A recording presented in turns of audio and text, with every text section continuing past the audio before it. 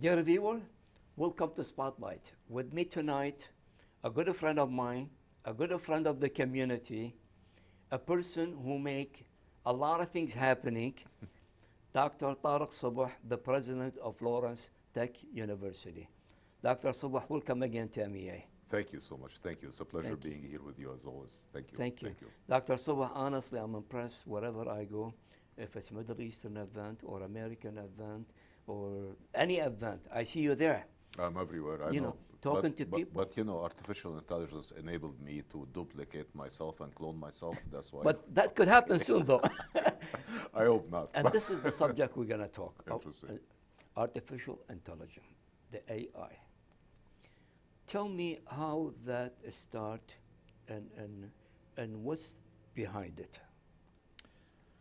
I mean, the genesis of artificial intelligence has been decades and decades in the making. I mean, since 70 or 80 or more years ago. I mean, the whole idea was to try and create a sentient being, some entity, right, using computing or computing devices or electronic devices that is able to reason on its own, analyze data on its own, react to situations mimicking human behavior, right? Okay. And I mean, we all know the story of Alan Turing, and how the genesis of the Turing machine, which really was at the infancy of the proposition of artificial intelligence, and at that time, the proposition was if you are able to communicate with a device, right, either in writing or via communication, and not know that that is a computer or a device and think it's a human, then that's the epitome of artificial intelligence. You have achieved, quote unquote, artificial intelligence. So the genesis of artificial intelligence was being able to simulate or to program a behavior into a machine or a computer that would make it indistinguishable from a human, right? I mean, that was the beginnings of AI. Mm-hmm. What's the difference this and the robot? No, robot is a mechanism. I mean, robot is a physical device, an electromechanical system, a device, which could be a device that's a manipulator in an automotive factory. It could be a device like an unmanned air vehicle, UAVs, drones. Okay. It could be a device like a humanoid robot, for example, right? These are all electromechanical devices that basically are very structurally advanced, so they can walk, they can be a mobile, yes. or not so human. Actually, they are supposed to do unhuman things. They are supposed to do things that are very difficult for humans to do. Meaning, robot is a platform, right, that can be programmed to mimic behaviors, right? So, for example, if you have a robotic device in a factory, a manipulator, that is better in many ways than having factory workers do things with their hand. Yes. Because these robotic devices and articulated manipulators are capable of carrying very significant loads that humans cannot do. They don't get tired. They are much more efficient. They are much more precise. No union, no day offs. Let's not even go there. But the point is, it's not. It does tasks that are either uncomfortable, unsafe, or impossible to do by humans. Yes. Cleaning the core of a nuclear reactor. Well, That's you right. don't want humans there. Of course. Carrying incredible weights 24/7 to assemble a car and to paint and to weld. Okay. That's not a job that's good for human health, right? Yes. So and then of course over time that progressed, right? So these robots did not only become stationary, they became mobile, so they can move around on mobile platforms. And later these robots became unmanned air vehicles and drones that can fly in the air without a pilot, right? Okay. And they became, autonomous submersibles that can go under the sea for search and rescue. Sure. And they are everywhere right Yes. now. Yeah. But again, the point is, and we'll talk about AI and I for a second. Yeah, that's what go ahead. Yeah. So the idea with robotics, which is my area to be very Absolutely. honest, is not to put people out of a job, is to actually make people's job much more efficient and much more conducive to safety and much Yes. more reliable. So the field of robotics is meant to complement humans who are capable of doing other things, like teleoperating these robots, programming these robots, Yes. thinking of cool applications that these robots can do in a much more efficient and accurate manner, ranging from, again, being in a factory floor to robots that help perform very delicate surgeries, to robots that are able to do things like, drones that can do mapping in 3D, to robotic applications in even war applications and army applications. But again, since we are talking about AI and you asked about the relationship, AI is the programming mechanism Of the that robot. enables you to program not only robots, Yeah, for but example, many different what- types of systems. And I'm going to ask you, for example, let's Sure. start with medicine. Sure. How could we advance the medicine through AI? Okay. So, good. So, AI is basically a way to program, right? Okay. Program devices, right? These devices could be, as we mentioned, robotic devices. They could be devices. Can be human too? Can it be human too? Well, I mean, I don't know about programming myself, but we'll go there because Yeah. Elon Musk Yes. is inserting things in Yeah, people's that's brain what- and make them smarter. But let's take it one Let's step at a take- time. exactly, Let's yeah, start with okay. the simple and then we go to the Okay. exotic. So, as an example, since you're asking about AI applications in medicine, Yes. one of the most pervasive applications is in reading of MRIs and CAT scans and X-rays and EEGs. So as an example, what makes a human radiologist, a physician, very well-known or very distinguished in her or his field is the capability of diagnosing things like MRIs, CAT scans, well, when they read the MRIs Yes. or CAT scans, right? And the more experienced the doctor, the better it is, right? So if you have a radiologist, a physician who have seen 10,000 images of CAT scans, MRIs, and was trained on the diagnosis of these different images, the more they read, the more they diagnose, the more experience that they course. get. So Yeah. whatever they see is most likely going to be something that they stumbled upon before. That makes a radiologist experience. It's the study of thousands of these images, MRIs, and being able to learn for each image what a specific spot in an image mean, what a break is, and so on and so forth, right? So with artificial intelligence, the capability of using pattern recognition, computer vision, and understanding different parts of imagery or MRIs or CAT scans or even EEG signals, right?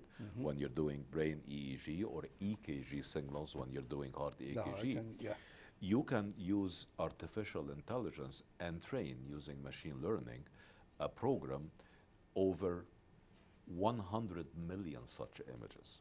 So you can actually make So we are way advanced by using the so AI. it's going to be 100 times more accurate and experienced than your average radiologist because it has seen it all. It has not only seen 10,000 MRIs and its associated diagnosis and got trained on doing it, but it got trained on a huge data set of maybe 100 million as opposed to 10,000, right? Exactly. And has seen it all and is able to reason based on that extensive knowledge and being trained on this large data set, so it would do much accurate diagnosis of MRIs, CAT scans, and X-rays. That's an example. Another example is in the area of automotive, let's say. no, let's even stick still before automotive to the area of medicine. Medical, You have robotic surgery now, right? So you have robots like the Da Vinci platform, Yes. which helps experienced surgeons in very delicate surgeries, right? So now you're able to do things like hysterectomies and other many orthopedic surgery using very, very small incisions, which helps the healing time Yes. and helps for a better, more accurate, more precise surgery on human beings, right? Yes. One such famous platform is called the Da Vinci platform, which is a manipulator with several arms that can be teleoperated by a surgeon and does this much more accurately than the fingers of a surgeon, right? Couple this with AI, right? Wow. So now you have this incredibly accurate and very minutely invasive end effector as opposed to human fingers doing very precise surgeries. And if you program this using MRIs and CAT scans and X-rays that we talked about, Yes. it might be able, using its cameras or 3D rangefinders or laser rangefinders, to not only go in and follow exactly what the surgeon is doing, it might be able to do reasoning after you open the body and look with these cameras and MRIs and X-rays and maybe even laser rangefinders at the actual problem area inside the body and be able to suggest corrective surgeries to the actual surgeon. Wow. Right? That's a huge advance. Oh, I mean, that's coming. So Yeah. now you're not only talking about robotic surgery, but now your approach, or in the case of Da Vinci, teleoperated, remotely operated, very exquisite robotic manipulators. Now you're talking about nearly tele-autonomous. Not only is it able to do the surgeries based on the surgeon's feedback and manipulation, but also suggest things that can be done based on what its cameras can see. Yes. And who knows, maybe 50 years from now, They could- there will be no reason for the surgeon to exist. That's right. So it can autonomously, on its own, go in, take a look at the X-rays. Of course, people think I'm talking science fiction, or we are. No, it's real. But it's not really. It's We're getting talking of the very, town. very close. Yes. Close. So you will have the patient come in. That patient is going to be diagnosed and will be Yes. scanned, MRIs, CAT scans, X-rays, etc. We will know via these scans and the artificial intelligence diagnosis of these scans where the problem inside the body is. And then the robotic surgeon, which is one of these, will go do in, what need. open, Huh? and even do more accurate diagnosis after opening the body and recommend different and better ways and doing it on its own with very minimal guidance, maybe from an experienced surgeon in a much more accurate manner. So, the scope of things that are coming up, and not only in this area, but even in areas like genetics and and coming up with personalized medicine. I mean, think of that other area. Let's talk about that medicine. Right. So to recommend the right medicine for the right. I mean, again, medicine is not totally quote unquote personalized right now. You get prescribed medicines that exist, right, by your physician based on the ailment or the disease that you have, right? Yes. But every human body is different in its reaction to different medicines and how the medicines work, right? So think about this. Wouldn't it be cool that using, again, very deep analytics, being able to find based on your own physiology, based on your own anatomy, the way your body reacts to different external stimulants, whether they are stimulants exterior or things that you drink or get injected, and come up with the best personalized medicine for your body for a specific disease. Oh, wow. So it would be, the Wally medicine for headache, or the Wally medicine for dealing with cholesterol. That would be personalized based on your own DNA, your own genetics, your own anatomy and physiology and your numbers, and would be most effective for you. And it would be on demand. It wouldn't be like something you get prescribed. No, you get diagnosed.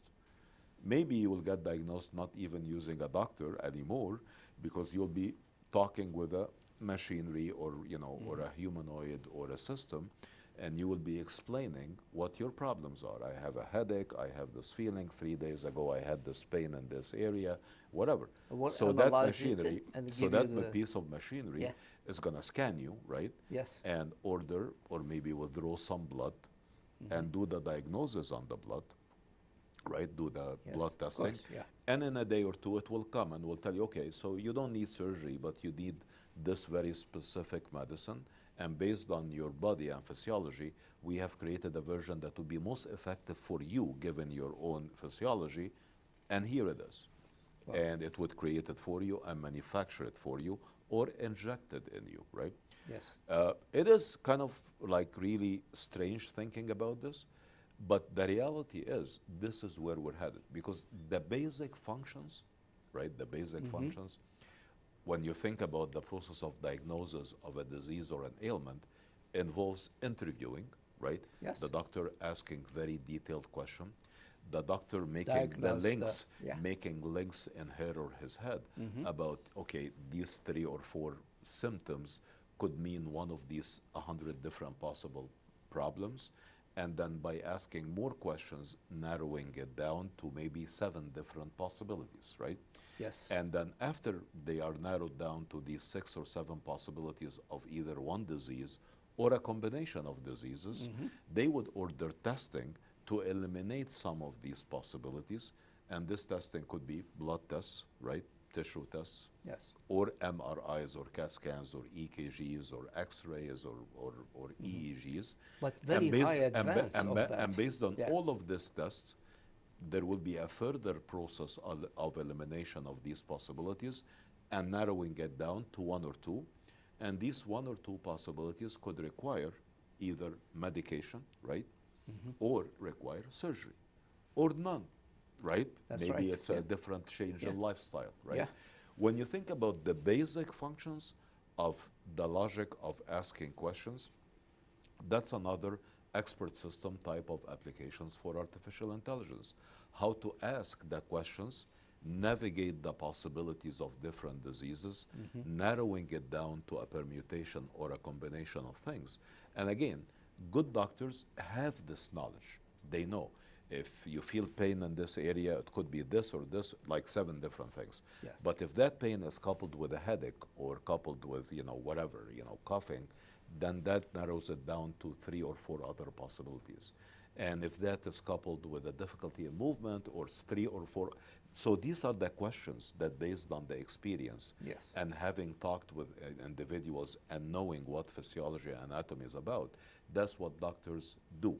They ask all of these questions to eliminate different possibilities and focus on a set of possibilities to a point where it's more than one possibility in their mind, and that's when they would require testing, or if it's only one possibility, they might not even require testing.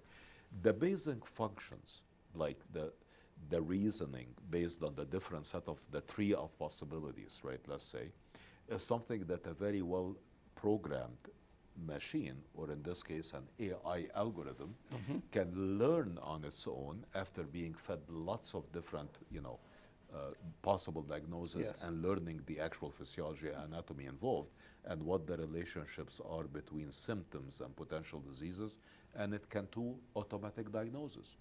So you can have automatic diagnosis of problems, right? Right? To your body, of course. Automatic testing and automatic recognition and automatic diagnosis of test results after that first steps, and then automatic dispensation of potential medicine that is manufactured on demand for your own physiology and body type, followed by potentially autonomous surgery if that is needed. So at every step of the way, whether it's in the analysis, diagnosis initially, to reading of scans, to prescription and manufacture of medicine, to surgery, every step of the way could be very highly automated via artificial intelligence technique that involve analytics, computer vision and understand and machine perception, Yes. and other types of techniques.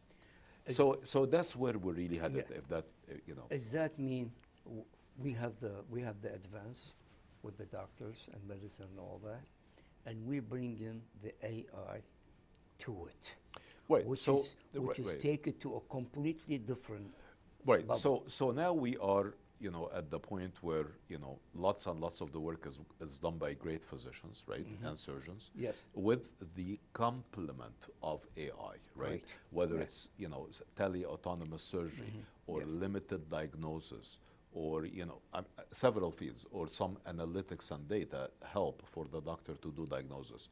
So it's going to continue to shift.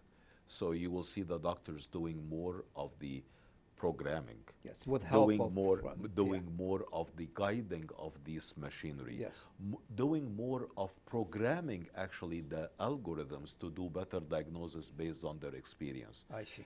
doing more of the teleoperation or tele-autonomous guidance and operation, doing more of the research Yes. about new medicines, new techniques to help the human body, new drugs, new Medicines, ideas yeah, for yeah, surgeries yeah, that can be yeah. programmed into these robots, and the actual mechanical, mundane, or I would say type of work could be done by these AI machine learning based systems. So it's a shift over time. I see. So doctors will be doing high level functions of research, development of these devices, development of the algorithms, and the doctors and the healthcare workers of the future, Wally, are gonna not only be trained in healthcare or or traditional, let's say, healthcare, they will be needing to be trained in medtech Medtech. and health tech.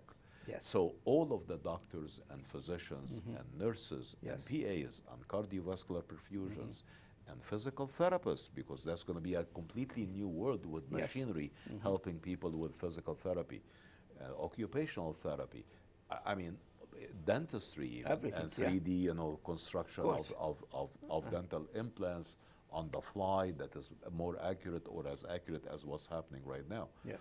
You will see that all of these type of healthcare workers of the future, a significant part of their education and training will be in medical technologies and health technologies, Absolutely. where they learn not only to use these devices and AI techniques and algorithms and potential robotic devices, but to how to build them, to make them better, Better, how yeah. to program them better, Yes. how to design cooler ones that are more accurate. Yes. So it will be a blend. The physician of the future, the healthcare worker of the future, the dentist of the future, the nurse of the future will need to be eminently trained in health technologies, AI, machine learning, and they will be the ones who come up and design these amazing devices. You Yes. know what I mean? Yes, yes. Meaning To make that it better and better, yeah. better and more accurate. And yeah. so it's a blend of disciplines. There is no more like, mechanical engineer by her or himself, or a healthcare worker by her or himself, or a physician. There will be a need for more interdisciplinary trained professionals who can work in every job is a tech job in the future, Wally. That's right. Every job, every Yeah. company, as they Let's, say, let's is take technology this company. idea to automotive and Sure. advanced technology. Sure. Tell me how that could help them. I mean, we're seeing a shift. Look at this region, right? Where I am at Lawrence Technological University, the preeminent university in the region for graduating, technologically trained professionals in engineering and science and architecture and design. I mean, world class. For example, the auto industry 15 years ago only hired our mechanical and manufacturing engineers, right? Now, look at that industry. They're hiring Everything everyone. in computer. They are hiring. You look at the car, They are it's all- hiring computer science Yes, students, yeah. information technology, cybersecurity, Yes. people who specialize in technological ethics. They are hiring electrical engineers, computer engineers, systems engineers, bioengineers to help with the sensory devices and tracking of movement, psychology majors who are trained on the usage of technology in psychology and diagnosis. They are hiring across the board because look at the car of the future. Yes. Look at the transport of the future. Look at smart cities. Look at mobility. It's a completely different world. Now, in the future, you need people who know how to program these, vehicles, whatever they are, whether they are, flying cars, because that's happening right now. Yeah, sure, They yeah. exist. I mean, Oh, yeah. you know, in a few years, If you'll they be, control the air yeah. traffic. So now, oh yeah, Yeah, yeah, they will. yeah. So now you're talking about machinery that has cameras, and the Yes. cameras needs to be programmed to program the environment. You're talking about cars and or airplanes or all of them, and cities and buildings that are interconnected and know which other car, where each other are to avoid accidents. You're talking Well, about traffic control, you know, that's and they traffic could solve control this. and we city all said. control, exactly. Yes, yeah. You're talking about, you know, machinery inside the vehicle. Yeah. If you are still the one driving and it's not autonomous, that's tracking your eyes, that's tracking the way your hand moves to wake you up if you're sleeping, Yes. or you know, to tell you Or to you get not close to the car. right, you know, or yeah. tell you don't drive if you are, you know, impaired, or you know, or had a drink or two. Yes. So Is so, that part so of the AI? 100%. So Yeah, basically, again, artificial intelligence is going to be the one that you use to program computer vision algorithms to look at your eyes and your gaze while you're driving. It's going to be the one that looks at the scenery, you know, surrounding the car and making predictions about the movement of pedestrians and the movement, you know, of other cars. It's, you know, Yes. to prevent accidents. yeah. It's going to be actually the one that would make decisions, God forbid, if there is an accident or if a natural event happens and a problem could occur, to minimize damage and loss of human life. Yes. You know what I mean? Yes, So- absolutely. So, Yeah. you have all of these suite of sensors, and these sensors provide a ton of data in real time. They are ultrasonic sensors, they are infrared sensors, they are camera, you know, stereo data coming in at video frame, not only from one camera, but maybe 15 cameras surrounding the car, ultrasonic sensors, laser range finding data, in addition to the environmental data being supplied, not only from the vehicle itself, but from the surrounding entities. Exactly. And the analysis using artificial intelligence, pattern recognition, computer vision, signal processing has to be done in real time.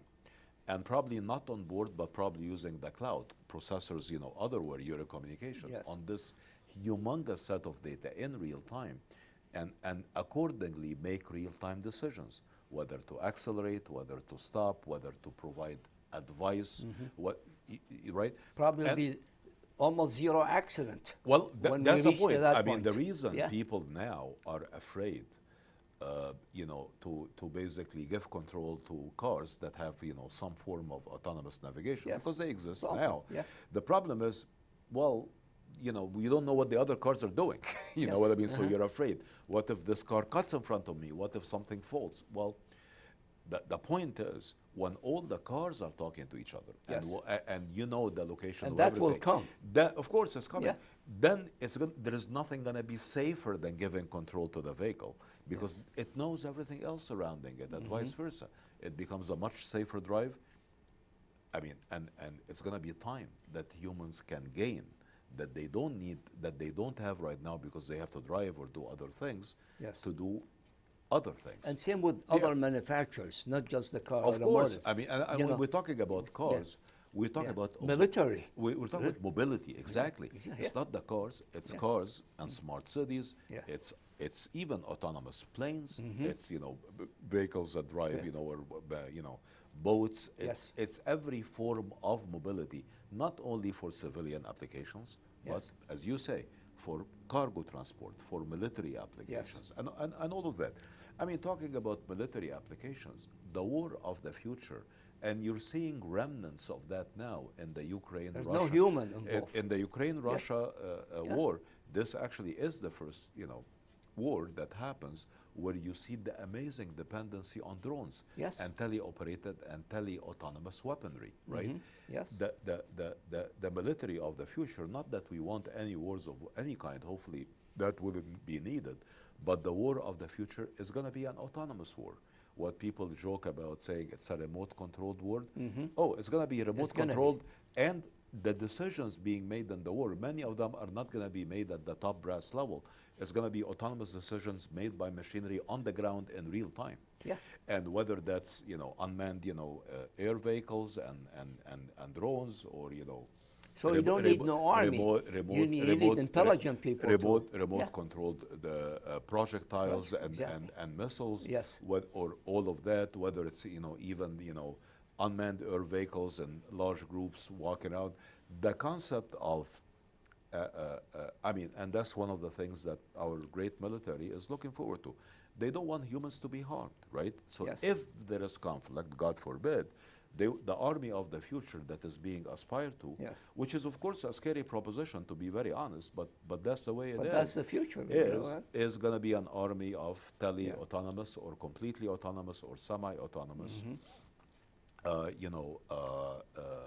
moving platforms and vehicles, or drones, or seafaring boats, or a combination of all of these things. And of course, there is nothing scary than seeing, as you see in Arnold Schwarzenegger old movies, a humanoid robot carrying a weapon. But it is happening. Yeah. I mean, there were, some instances, and you can look this up, where things like assassinations were actually carried by moving platforms and autonomous car equipped with a machine gun, right? And both are autonomous, based on machine vision recognizing targets. But again,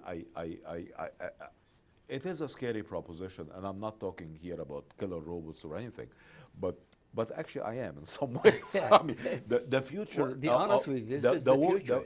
The future of warfare is very, very, very different, and who knows? Maybe the autonomy and the level of, and of course you get all of the science fiction, and we were all raised on science fiction.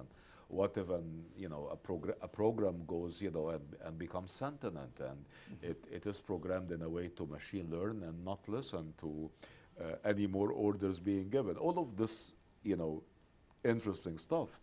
We have to be careful. Is what I'm trying to say. We just have to be very careful. The realm of machine learning and algorithms learning what to do in very good applications like surgery, or very scary applications like war-type applications, or mobility applications. Or spying.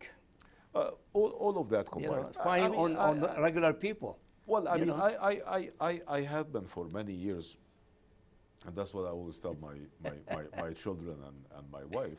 I have been assuming for the last 15 years that there is somebody 5,000 miles away from where I live who knows everything about me. That's right. From my mother's maiden name to everything in my bank account. So I always work with the assumption that my life is an open book. Or your phone is all tapped and everything. Well, I wouldn't go that far, but it's close. I mean, again,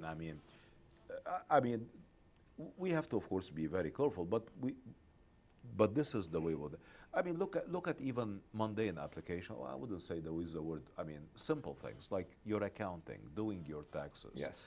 All of these, your basic financial well-being. You have to advance. How to manage your portfolio of investments. These are all mundane tasks that, to be very honest, are already being automated right now. Yes. Why do you have to even sit and look at how much you spent and try to take deductions, or why would a corporate do that? The accounts are there, the categories are there. If you have a good algorithm, it should be able to go through every transaction that a person or a company has done over the years, right? Over the last year, figure out which ones are deductible, which ones is investments, which one is capital gains, within micro nanoseconds, analyze all of this data and come up with the absolute perfect formula for your situation as an individual, as a business, file your taxes, do your accounting. All of this is stuff that people should not be spending any time on anymore, Yes. So whether it's accounting, whether it's, as we talked, medical applications, I mean, look at or advanced. I mean, look at I mean, in a place like Lawrence Tech, when we heard about, when last several months there was this big craze about ChatGPT and our students gonna use this to cheat.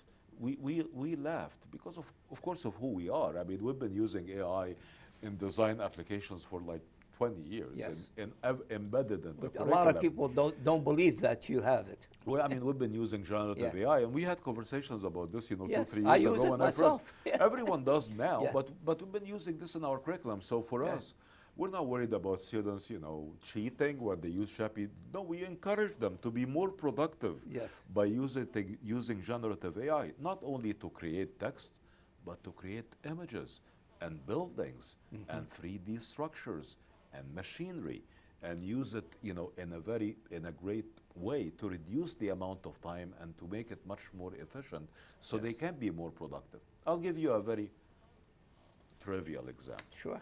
So, so I live on campus, right? And in the president's residence Yes. on campus.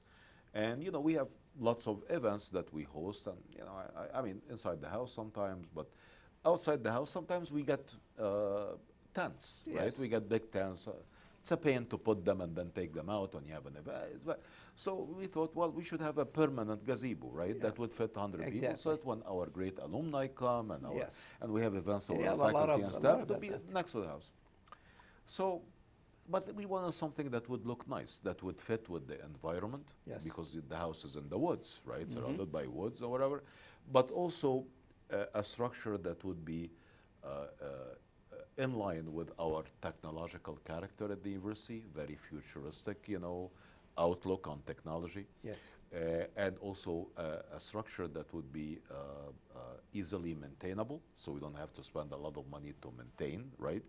And of the right size and whatever. So I was just chit-chatting with some of our colleagues in the College of Architecture, right? Yes.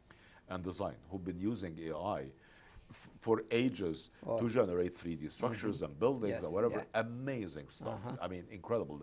Actually, our College of Architecture and Design is probably the one in the whole nation who has most embraced Wow. AI and technology. They do amazing stuff, not only in architectural design and 3D structures, but in transportation design and interior design.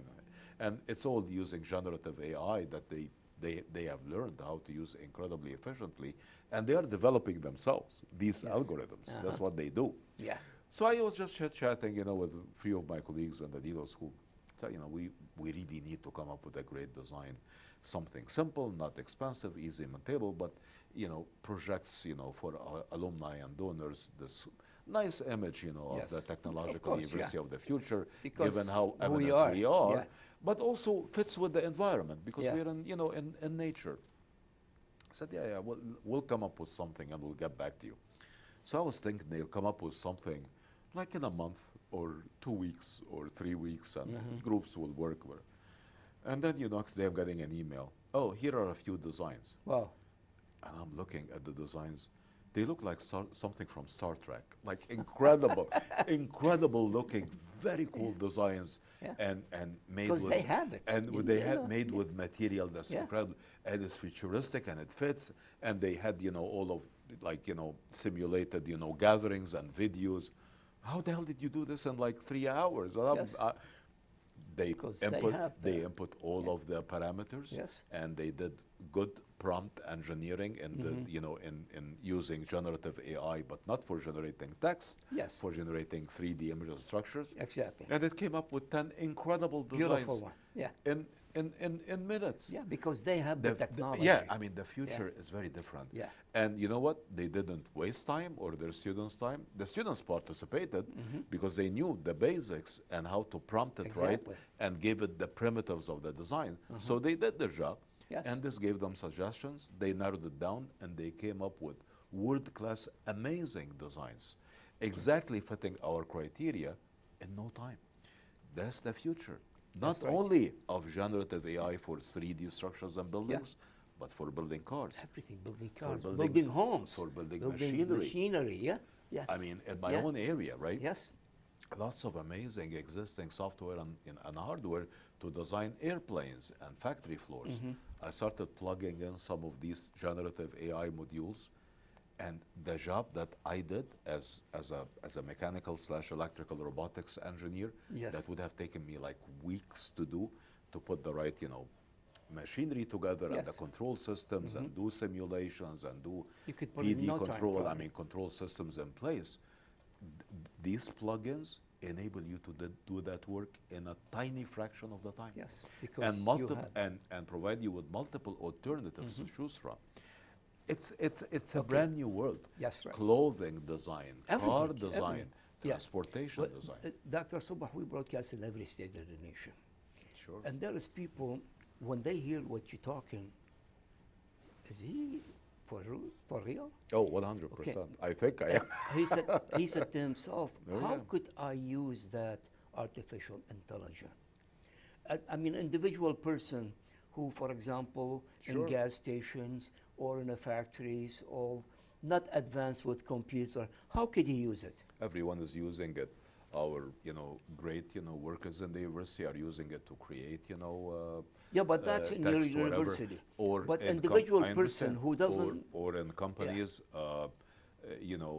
when you're searching for things and searching to find, doctors or lawyers or yes. engineers or help to fix something, right? And I'm gonna try to, Go with the I'll give you an level. example. Yeah. Say it at that level. Yeah. I mean, well, if you're, for example, searching for a physician for a particular Yes. type of surgery, Or you, I have- you can Google, for example, to find out on your phone. I have Anybody can do illness. that. I want to search my illness. Right. For example. But well, I mean, if you get as you get more proficient, right, and with things, whether it's for an illness or finding a particular professional to help you, Yes. you can use to some of these generative AI tools, including ChatGPT, to ask very Any specific more questions. websites? Any specific questions, and Yes. there are several sites. I'm There not is, gonna, yeah. but I mean, you can go and say, okay, I'd like to know the names of the professionals who Yes. have done this particular project how I could do within this. this time frame, Yes. and what costs less than that much, to give you a list. And then you tell them, okay, how many of them had good ratings? How many of them, whatever. It will explain that to you and give Yes. you a listing. How many people work in each one of these companies, and how Yes. fast can they get things done? And it will give you examples. And if it doesn't, you can ask. You know what I mean? Yeah, sure. If you're asking, Yeah. if you want to find help for a lawyer. I have a Yeah. project I want to do, Yeah. and I want to search how to do this project. Right, exactly. And, Yeah. and again, you can do this the old way or the classical way. And, Yeah. and again, many of these generative AI tools help is make connections for you, right? So as opposed to doing 200 different Google searches and getting lost, Yeah. it helps you with the right prompting to pull things together and organize them for you and make connections so you can have a better idea without having to do 100 Google searches, That's right, yeah. Because you can ask all you want and it will make the connections for you. Many of these can help you compose music. Many of these can help you create art. Many of Absolutely, these can yeah. help you find people who can help you with different services. Yes. So I guess what I'm saying is, it provides for any of us, right, regardless what we do for a living, a more efficient way to find answers and to make connections that could be helpful. Okay. Give you an example. Like a few days ago, right, we had this huge project, and that will help you understand the connections, about trying to find, Lawrence Tech is 90 years old, right? Yeah. And we were trying to find patents for all of our faculty, Yes. students, alumni who ever graduated or attended Lawrence Tech, Okay. and faculty who used to even work at Lawrence Tech. So it's a historical portfolio Huge. of millions or hundreds of thousands of patents, right? Yes. How are we going to get a hold of these people? It's impossible, right? So we started thinking small, right? Let's try to find every alumni we have, and we have ways of doing this. Maybe we should do a LinkedIn search to capture alumni that we don't have in our databases. Maybe we should do this and this and this. How about faculty? Let's do a search of every single profile we have on LinkedIn that somebody at some point used to be a faculty. It's a very tough search. So we started thinking, right? Yes. And then, after like 1 hour of brainstorming, 1 hour. trying to think about ways to Other even people take them to- two to- years. No, to but do no, that. it's even better. No, this is 2 hours just to find out what is the best mechanism to go and find, this, and go to the U.S. Patent and Trademark Office and provide that and do individual searches with people's names on the USPTO. Yes. And then we started thinking, why don't we use one of these generative AI and let it automatically do this for Wow. us? Yeah. So the job that would have taken, it took us hours to formulate the problem.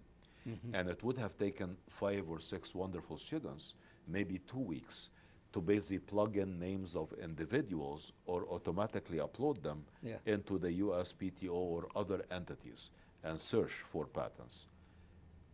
2 seconds. Oh. And these tools were able to do this for us automatically. Capture every name, With the plug in the artificial name, intelligence. plug in the names Yes. of everybody into these different search engines, including the US government, and at the end of the day, reduce all the redundancies and come up with a list of 100,000, different patterns. That's the So, great but- thing about Right, the AI. and the more that we develop our own thinking about solving problems and oriented towards the fact that there are tools now who can automate processes for us, the more that we will be efficient. Like what I just described to you, Yes. that problem that would have taken, the time of 5 to 6 students over a 2 or 3 weeks period. It'll take 2 years for people who doesn't have the technology. To semi-automate the process of finding this portfolio and archive, using that tool saved us all of this time and effort. So now we can look at the portfolio using AI Yes. and actually See? try to find out even more inside of it, which ones of these patterns are ours, which ones are others, which ones, how much these patterns were used to generate economic impact. So we can find the economic impact of every pattern. And again, we don't even need to do that manually anymore. We'll still use these tools to find that for us with the right prompting. Yeah. It's a different world. With all that good things that artificial intelligence given you and the rest of the nation, a lot of people talking about the bad side of it.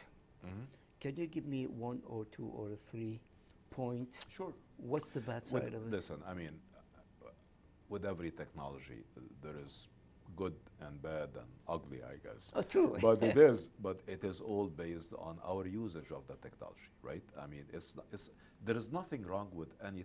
I mean, artificial intelligence is a new calculator, Wally. I mean, Yes. or AI tools, or generative AI tools in design, in music generation, everything. and Yeah. art generation, and text generation, and research. It's a new calculator, right? Yeah. Like 10 years from now, or 5 years, or 3 years, But the why new the generation government will be using fighting it? But And so again, it's never the technology, it's the usage. Human usage of technology is what would give rise to the bad and the ugly, right? And again, I mean, we're talking about artificial intelligence. I mean, usage of artificial intelligence and mechanisms in AI for invading privacy is not a good thing, right? That's right, yeah. The usage of artificial intelligence, or any technique for that matter, or to in- commit a in crime, develop- to of course, use commit- that to, or to analyze scenery for Yes. potentially committing a crime, Yes. or analyzing data for, again, potentially doing harm to an organization or to a human being, Yeah. or God forbid, in criminal activity or violent activity. All of these, you cannot blame technology for. You have Yes. to blame the human beings, right? So again, I am not really a proponent of scaring people, right? But again, look at history. Every technology that was ever developed, right? Whether it's the phone, whether it's the computer, whether it's, automation in general, have been used incredibly well by humanity for the betterment of communities and societies. But there is always the bad actors. Is that and why the the bad government- and the bad actors are going to try to utilize the same Yes. technology for good reasons. So there is nothing different, Wally, between artificial intelligence and any other technology. Computers and all. Electromechanical systems, Yes. weaponry, right? I mean, again, it's the usage that's the Yes. issue. That's all. So I don't think it's productive to keep talking about, AI is going to take over. No, it's not going to take over. If humans behave in a civilized manner and exercise the appropriate controls on AI, and if there is 1 or 2 bad players, the totality is going to, of good but the players. benefit of Yeah. it's by That- far that's the more hope. than, That's the yeah, hope. That's the minus. hope. Yeah. Again, some people say that with such powerful tools, even if 0.001% of humanity use it in a wrong way, it can affect the 99.99% humanity drastically different. I hope not, right? Yes, And of that's course, why yeah. having controls, being able to use common sense and logic, and have the right regulations and compliance measures in place. So the implementation of the technology, artificial intelligence, in security, in automation, in various applications is reasonably regulated is not a bad thing. It's a good thing. It's absolutely a good thing. Absolutely. So I don't. I think it's not very productive to talk about killer robots that are autonomous. I think it's more productive to by talk far, about it. by far the benefit. The other bad side, Yeah. slash maybe not incredibly ugly, that sometimes people talk about is in the area of putting people out of a job, right? And what's going to happen? 90% of jobs are going to be taken by AI, and people are not going to have jobs. That I don't believe in that at all. Yeah. You and I are never going to be out of a job because of AI. We might be out of a job because No, we could advance ourselves to be no, part but of what the I'm AI. saying, so you will Yeah. never be replaced, or I be Yeah. replaced by artificial intelligence. We're going to be replaced by somebody who knows how to use artificial Exactly, intelligence. yeah. So put yourself in that position. Yeah. Put yourself in the position where you're able to understand and use AI efficiently. Yes. Whatever your job is, and you'll become more valuable, and you will save yourself time and put yourself in a situation where you can really do more positive change in your job or career or affecting communities or humanity in general. So again, every other technology. Are you whether it's, are you encourage the parents to send their kids to a technology school which teach artificial intelligence, because this is the future? I think what I would encourage parents in general to do, myself included, is to make sure that the university that their children attends ensures that their children are going to be very well technologically trained in whatever discipline they want to study, which again is what, for example, a university like Lawrence Tech, one out of very few in the country, does. I mean, we teach architecture, we teach psychology, we teach sciences, we Yes. teach health sciences and health tech, we teach design, we teach engineer, Yeah. we teach all the disciplines, but we ensure that the students coming out from Lawrence Tech in any discipline are very well technologically trained.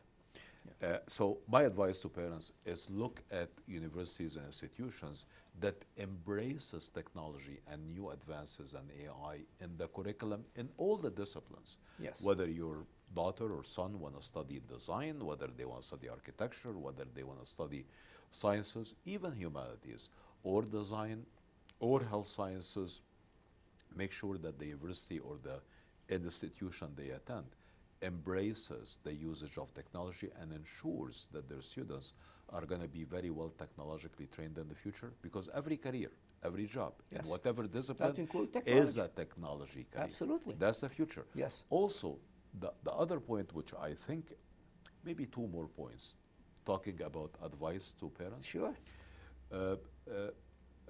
Interdisciplinarity. Make sure that the student goes to a university that exposes them to different fields, not only one field. Yes.